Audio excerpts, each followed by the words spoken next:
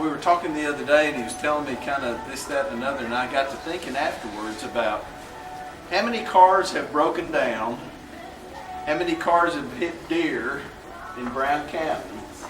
And if you think about all those parts and fenders and pieces that this gentleman to the left of me has had his fingerprint on, I said, that's a lot of part numbers. That's a whole lot of part numbers. A lot of dollars too. A lot of dollars of part numbers. So, Ervin, I do have a plaque that we'd like to present you. And it says, with sincere congratulations, Ervin Bates, in recognition of 45 years outstanding service to parts customers in Brown County. Work. You have to have customers. Without customers, they're going to work. You got to have them. And they need to keep coming back and coming back and coming back. And that's what makes it worthwhile. Thank you.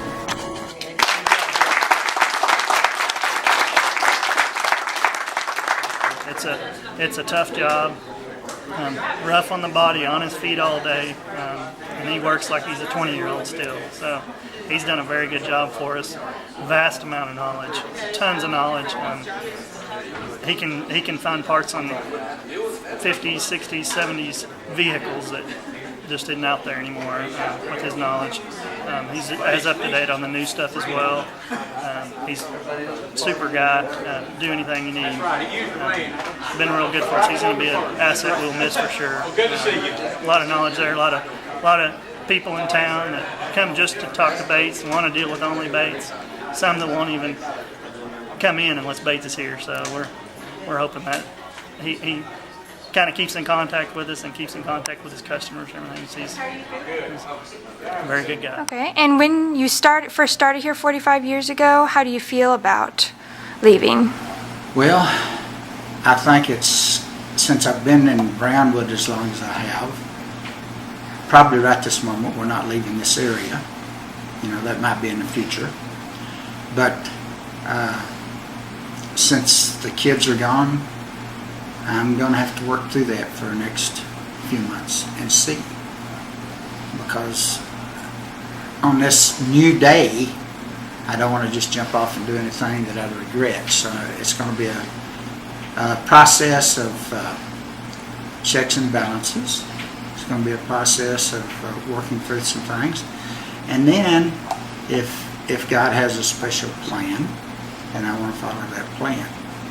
Which right at the moment, I'm selfish and I don't see it. And do you have anything you'd like to share with your customers and employees? Well, the customers and employees. The customers, I've had some great customers.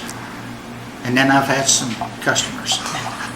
But you have to have them to be in business, great or bad, good or indifferent. And I've had some really good customers, and I have appreciated having them, and I appreciate being able to help them. Not all times was I able to, but the majority of the time I could. And that gives me a feeling of accomplishment. Whenever I can help somebody in need accomplish what they need to go on down life road. We've been married 20 years, and so I've known him for about 24. And one of the things that I heard consistently when I first met Irv was that if anybody could find a part, he could. And it didn't matter if we were in Brownwood, Texas, or if we were in Abilene or wherever. We nearly always ran into someone that knew him. And they would always look to me and say, do you know what this man can do? And I was always just amazed at how everybody I met that knew him would say, if it can be found, Bates can find it. And I thought, what an awesome tribute. Because I knew that meant something. And it didn't matter if it was brand new or if it was 25, 30, 40 years old. I mean, if it could be located, he could probably do it. But I've had a philosophy. If you want to be good, the first thing you got to do is have a desire. If you have the desire, and this is kind of crude, but if you get off your duff and go do something and put forth some effort, and what they don't teach in school now is the ability to think and calculate and reason. So many young people that I see don't think, they can't calculate. They learn how to do it on a computer or some type of machine, and they don't know how to use their brain. But sometimes you just have to figure it out. And then the next thing is, naturally, you have to have a pot of gold at the end of the rainbow. If there's no pay for the effort you put forth, if the pay's not right for the effort you put forth, then it won't be worth it. You'll have to do something else.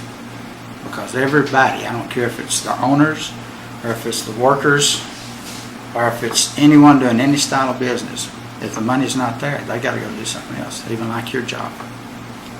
So you can have the three attributes that I talked about, but if it's not worth it to you and worth your effort, then you'll have to do something else.